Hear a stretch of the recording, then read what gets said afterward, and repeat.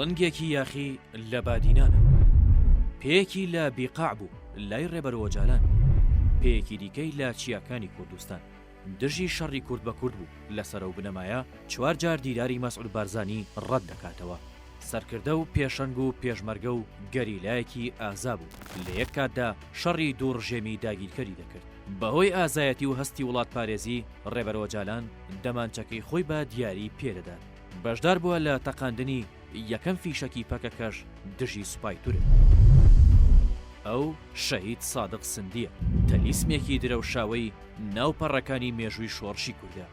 15 ئابی 1984 بە فەرماندەیی مەعسووم کۆرکوماز ناسراو بە هەڤاڵ عەگید پەکەکە یەکەم چالاکی سەربازی لە دژی سوپای داگیرکەری تورێک ئەنجامدا ئەمەش بوو بە چاخماخەی شۆڕشێکی گەورە بۆ گەلی کورد لە هەر چوار لای کوردستان لێرەوە گەل و گەریلا ئاوێتی یەکدی دەبن لەبەرەمەشە ئەم قەڵەمبازیە بە ژیانەوەی گەلی کورد ناوزەند دەکرێت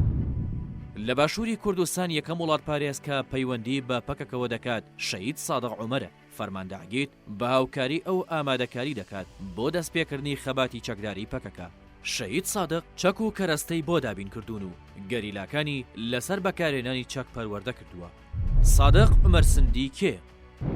لە بنەماڵەی عەجەمە و لە بەهاری 1953 لە شارەدەی دەرکات لە خێزانێکی هەژار وڵات پارێز لەدایک بووە لە تەمەنی 17 ساڵیدا چەکی مامێکی شەهیدی هەڵدەگرێت بە ناوی شاباز ساڵح کە فەرماندەیەکی پێشمەرگە بوو بە ماوەیەکی کەم دەبێتە فەرماندە و ناوبانگی ئازایەتی لە ناو پێشمەرگەکاندا بڵاو دەبێتەوە لە شتاکانی سەدەی ڕابردوودا بە فەرماندەی ئەو پێشمەرگە چەندین داستانی قارەمانانی تۆمار کردووە دژی بەعز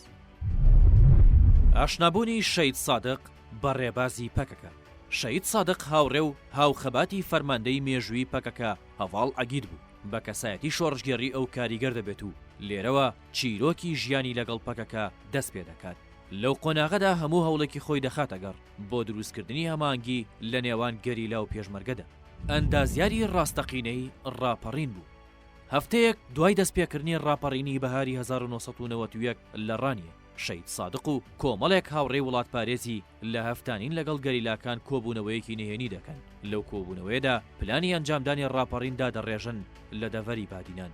بەرەبەیانی 11 ئاداری 1991 یەکەم فیشەکی ڕاپەڕینی بادینان لە دەرکارێ دژی ڕژێمی بەعز دەتەقێنرێت ئێوارەی هەمان ڕۆژ دەست بەسەر هەموو بنکە و بارەگاکانی بەعزدا دەگرن و بە تەواوی دەریان دەپەڕێنن گەریلاکان و شەهید سادق بارەگای شەرانج دەگرن و 28 سەربازی بەعز دەکوژن و 34 بەدیل دەگرن لەو چالاکەدا گەریلایەک بە ناوی ساڵح ئایدەمیر شەهید دەبێت ڕۆژانی دوای ڕاپەڕینی شەهید سادق و گەریلاکان بەرخۆدانێکی بێوێنە دەکەن بەرامبەر هێرشی پێچەوانەی بەعز لە ئەنجامدا دەیان ئەفسەر و پلەداری بەعز بەدیل گیران و گەریلا عەکیف ناسراو بە هەڤاڵ مژێن شەهید دەبێت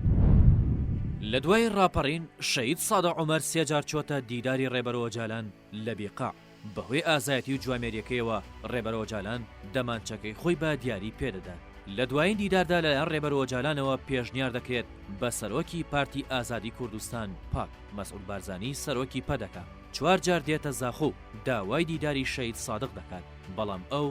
ڕەتی دەکاتەوە مەسعود بارزانی ساڵێک دواتر لە سەر شاشەی تەلەڤیزیۆن هەڕەشەی لە ناوبردنی سادق عومەر و بنەماڵەکەی دەکات دوجار بە پیلانێکی هاوبەشی پەدەکە و میتی تورک لە 29 حوزەیرانی 1993دا لە پشتەوە خەنجەری ژەهراوی لە شەهید سادق دەدەن بە 100 چەکدارەوە لە دەروازەی زاخۆ لە گوندی دارهۆزان کەمینی بۆ دادەنێن و شەهیدی دەکەن